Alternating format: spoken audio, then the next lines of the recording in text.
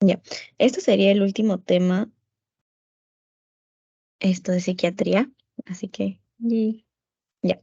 El tema es sexualidad humana y disfunciones sexuales y disforia de género.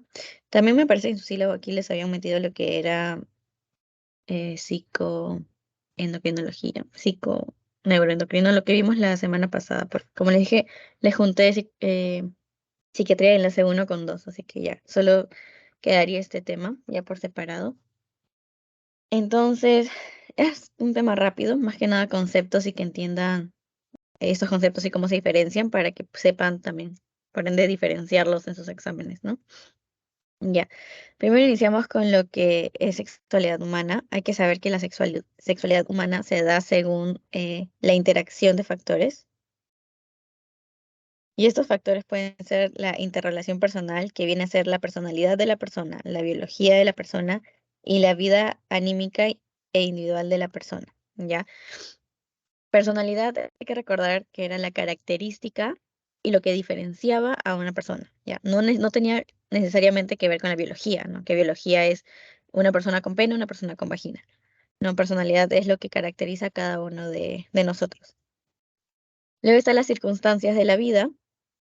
Aquí va a influir lo que son las experiencias, eh, puede ser traumas, logros, entre otros. Como que cada cosa que ha vivido la persona, esto también es un factor que va a influir, ¿no?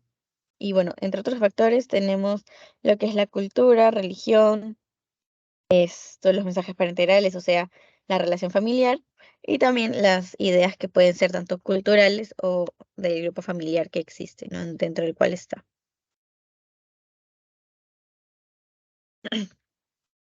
Luego vamos a hablar acerca de las bases conceptuales de la sexualidad. Ya. Porque, bueno, sexualidad lo podemos definir en sí como ya es algo cultural, conjunto de fenómenos emocionales, tanto de conducta, las prácticas, está dentro de eso la emoción sexual, que va a marcar el, el cómo va a ser el ser humano y cómo se va a relacionar según los determinantes que puedan tener y cómo es que se va a desarrollar respecto a esto. El sexo es más lo que es el factor biológico que les dije. Aquí nos condiciona la diferencia física y bueno, distingue a los organismos individuales, ¿no? Según la función de reproducción. Esto es según función de reproducción, ya sea, por ejemplo, el hombre con vagina y la mujer, no, perdón, el hombre con pene y la mujer con vagina. Es por ello que va a existir machos y hembras, ¿no? Mujeres, hombres, y bueno, esto aquí el sexo va a ser basado en lo que es información genética y más que nada eso. Mientras que género es nuestra identidad, el cómo la persona se identifica, ¿ya? No necesariamente está en relación con el sexo. Y bueno, en sí lo que influye mucho aquí es la construcción social, el según cómo se debe comportar una mujer o cómo se debe comportar un hombre. Pero hay que recordar que el género viene a ser la identidad. Estereotipo es lo que son las creencias normales, como que aceptadas, lo pondré entre comillas, porque, y también como normales entre comillas, porque en sí lo que consideramos normales nosotros es porque el sistema en sí nos lo pone, ¿no? Aquí se basa más lo que les dije hace un toque, de cómo es que una mujer o un hombre debe expresarse, esto, cómo es que debe ser, supuestamente a las mujeres les tiene que gustar el rosa, tienen que quedarse en la casa y todo eso, mientras que los hombres son los que salen a trabajar, les gusta el azul, bla, bla, bla, ¿no? Ese es el estereotipo que se genera entre hombre y mujer. Identidad sexual viene a ser el cómo el sexo biológico va a influir en lo que es la anatomía física. Y sí, son como indicadores, los indicadores anatómicos. Hay sexo masculino, sexo femenino, ¿no? Y orientación. es la atracción, o sea, es la orientación sexual. ¿A quién se va a sentir atraído? Ya sea como heterosexual, hombre y mujer, o lesbiana, mujer, mujer. Y eso. Orientación sexual, la capacidad de sentir atracción sexual, erótica, emocional, afectiva o romántica. ¿Ya? Y bueno, esos son como que los conceptos básicos que hay que conocer. Ahora vamos a tocar más, que es cada uno. Tenemos la conducta sexual, que se relaciona con lo que es la gratificación, la recreación y la reproducción. Y estos van a ser procesos, bueno, como dice en sí la palabra conducta sexual, un proceso sexual, de índole sexual, ¿no? De una persona hacia otra, ¿ya? Así, es como la conducta sexual, lo que va a tener una persona con otra persona, hablando de índole sexual. Luego vamos a tener una conducta sexual anormal, ¿ya? Aquí suele ser destructivo o perjudicial para quienes estén involucradas a ellas. O sea, no sé. Perdón. Ya. Para quienes estén involucrados en ellos, ya sea la pareja o, bueno, más personas, ¿no? No se orienta hacia otro sentido, en un sentido estricto. Excluye la estimulación de los órganos genitales y es más como algo más violento. No importa tanto lo que es la satisfacción aquí, sino simplemente como que ya una idea anormal, ¿no? Se asocia de manera inapropiada a los sentimientos de culpa y ansiedad y bueno, presenta una naturaleza repetitiva de tipo compulsivo. Ahora vamos a ver lo que son las fases de la sexualidad. Bueno, estas fases son diferentes en el hombre y la mujer. En sí, como, o sea, son diferentes en tiempos, pero en sí las que están son la fase de excitación, la fase de meseta, la de orgasmo, resolución y ya el periodo refractario. Cuando hablamos de excitación, bueno, aquí para explicar un poco el cuadro, primero podemos ver de que el hombre llega simplemente a un orgasmo, que es cuando eso eyacula y ya después de esto viene la resolución. En cambio, mientras en el caso de la mujer puede tener varios orgasmos y después de ello viene a hacer lo de la resolución. También podemos ver de que la excitación es aún más larga en la mujer que en el hombre y también la meseta, ¿no?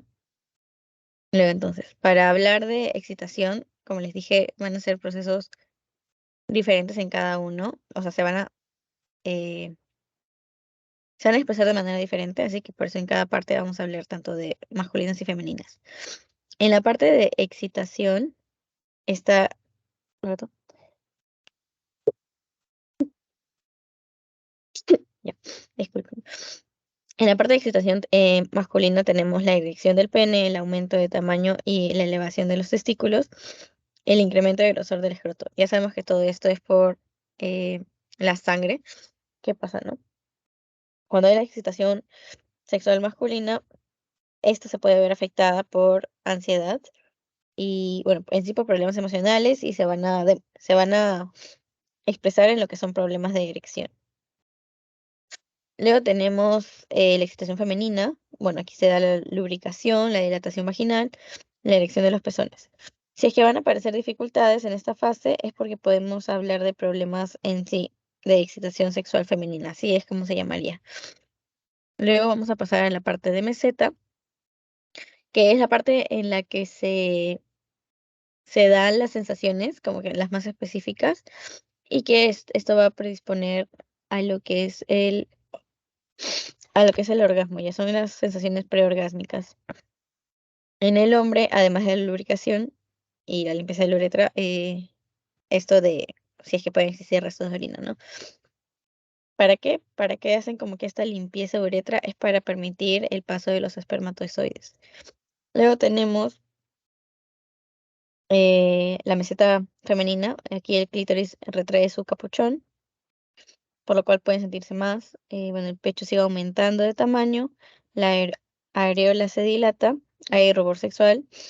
eh, Todo esto también por debido a la circulación sanguínea, así como pudimos verlo en la parte de excitación, por la circulación sanguínea, ya que hay un aumento. Y le vamos a pasar a la parte de orgasmo, que es como el clímax. En el hombre ya es la eyaculación. Y bueno, si es que hay problemas aquí, los problemas sexuales suelen afectar más que nada esta fase, esta respuesta. ¿Y cómo se llamaría? Lo que es anorgasmia. También otra afección puede ser la eyaculación precoz o una eyaculación tardada.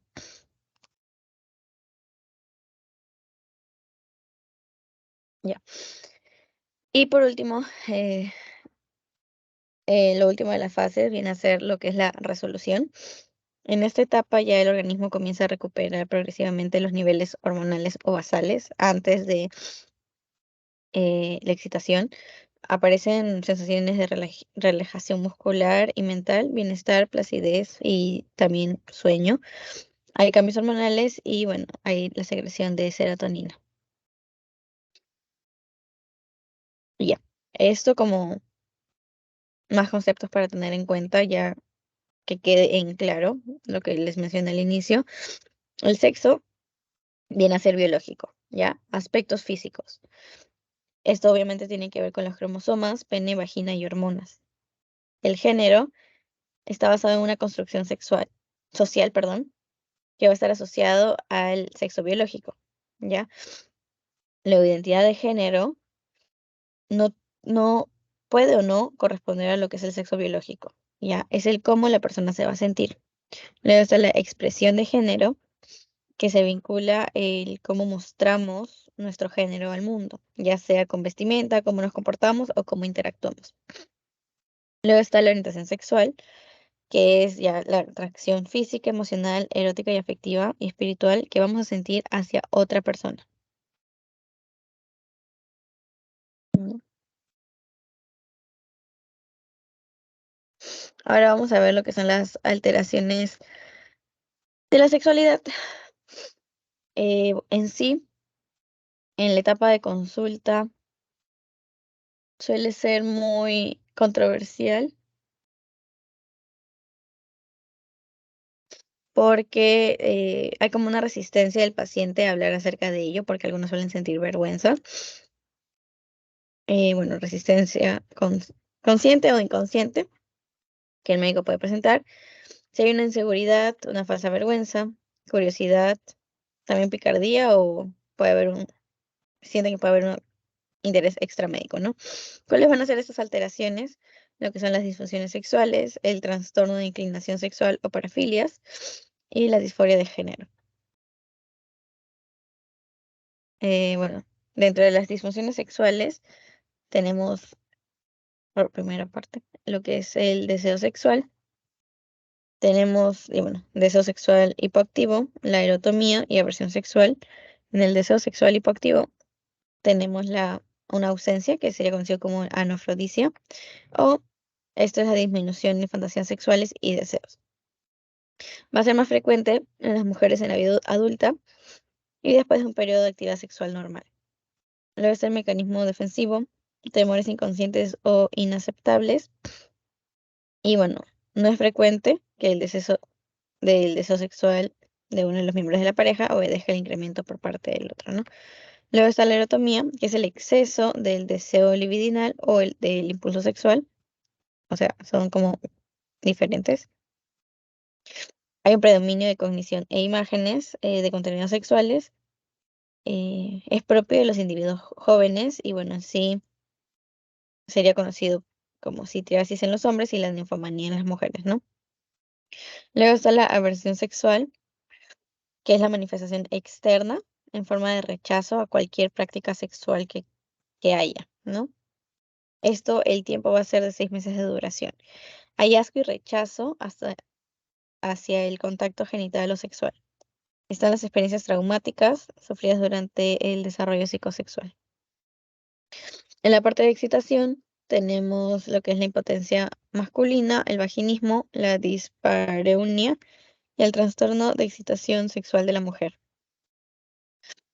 En impotencia masculina tenemos la dificultad o imposibilidad de obtener una erección del pene. estimulación sexual inadecuada, factores psicológicos, mucha ansiedad también pueden afectar esto, y hay una prevalencia como que de 20%. El vaginismo viene a ser la contracción involuntaria o episódica o persistente, aquí más que nada de la musculatura perineal del tercio externo de la vagina. En sí, como que algunas mujeres, solo la idea de penetración vaginal puede producir este espasmo muscular que puede ser leve o intenso. Luego está la dispareunia, que bueno, es dolor durante la ejecución del coito, incluso antes o después de que este se dé. Puede ser una histeria de conversión, como ya vimos, conversión lo que era, no sé, después de una pelea, o bueno, que era algo más como que mental, ¿no? Luego está la disminución en la sensación subjetiva, como en el hombre, el descenso del deseo sexual.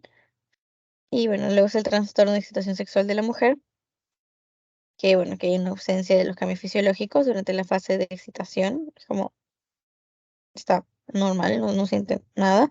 Y eso puede ser por existencia de angustia o de anteprejuicio derivado de lo que sería la satisfacción completa que pueden llegar a querer los hombres, ¿no?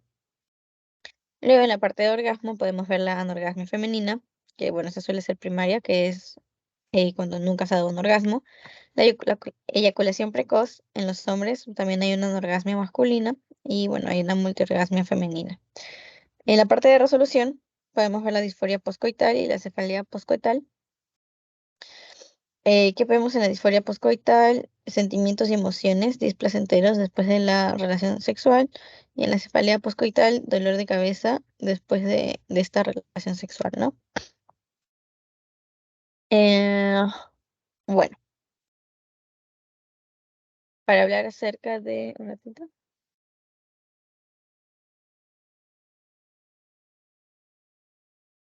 Ya. Ahora vamos a hablar acerca del trastorno de inclinación sexual o también conocido como parafilia. En sí, las parafilias no tienen como que una causa en sí. Es como que la persona nace con este trastorno, con esta desviación sexual, ¿no? Andrea, se nace con esta desviación.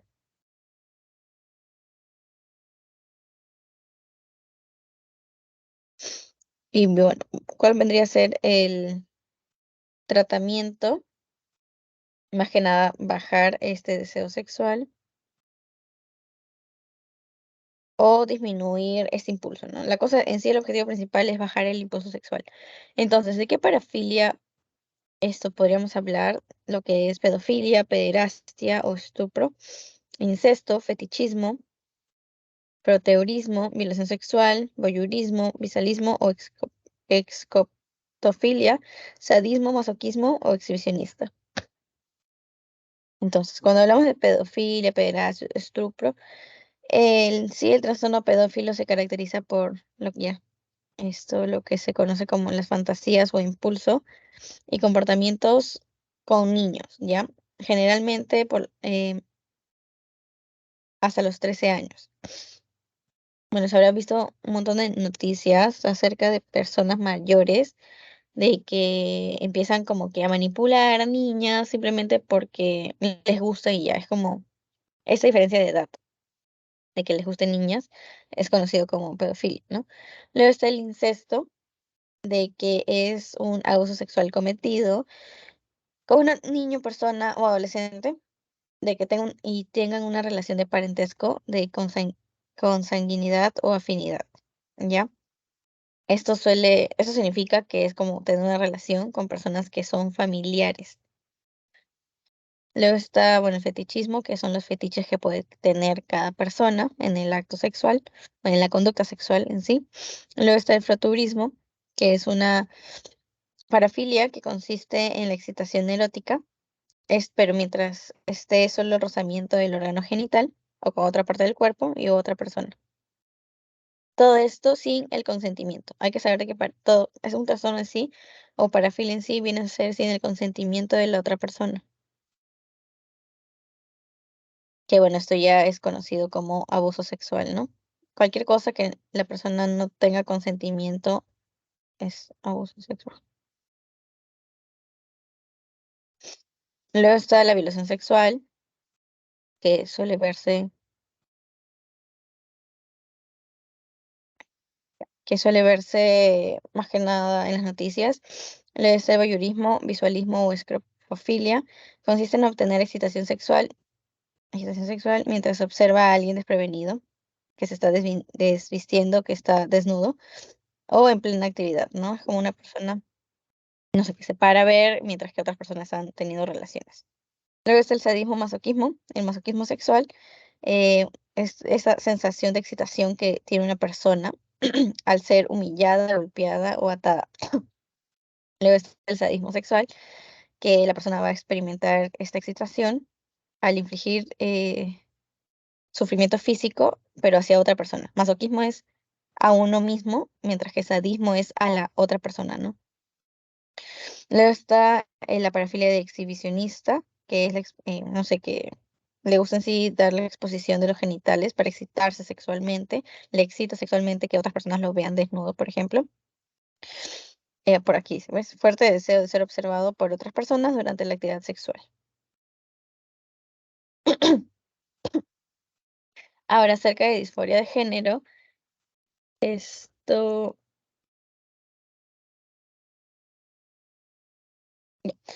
disforia de género se va a manifestar de diversas maneras según grupos etarios,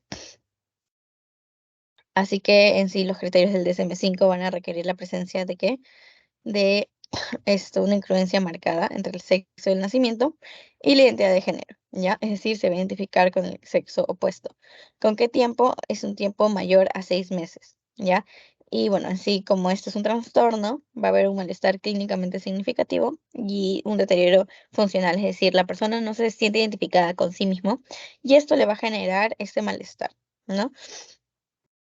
Va a ser diferente según niños y adolescentes. Bueno, y eso es lo que vamos a ver. Ay, no puse el otro. Ya vamos a tocar el de niños. En sí todos tienen que presentar más de los siguientes criterios, o sea, de estos. Recordemos que es por 6 meses y en los niños más de 6 de estos criterios, ¿ya? Un marcado deseo o insistencia de ser del género opuesto, fuerte preferencia de vestirse con ropa del sexo opuesto, marcada preferencia de roles por el sexo opuesto. Todo esto basado en lo que es el estereotipo, ¿no? Por ejemplo, esta parte de marcada preferencia por roles de sexo opuesto. Es decir, o sea, aquí estamos ya estereotipiando, porque supuestamente el hombre es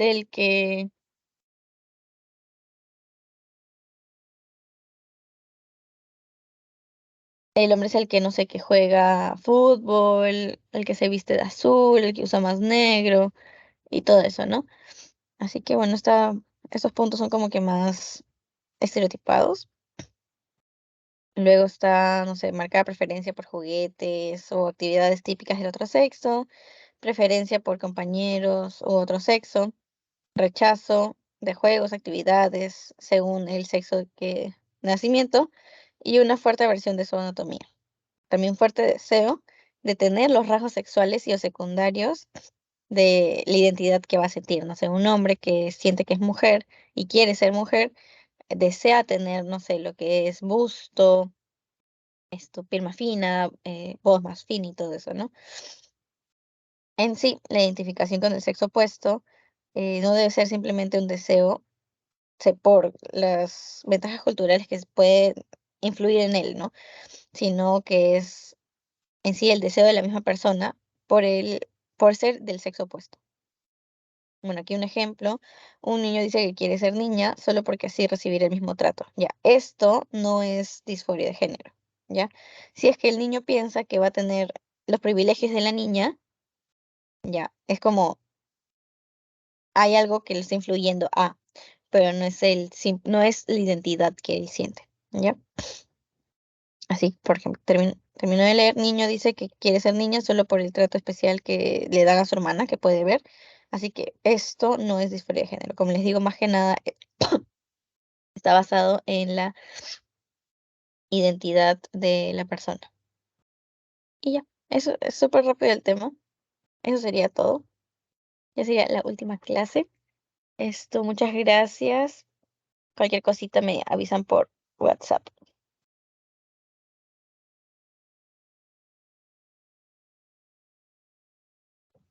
Gracias, Josefina. Gracias.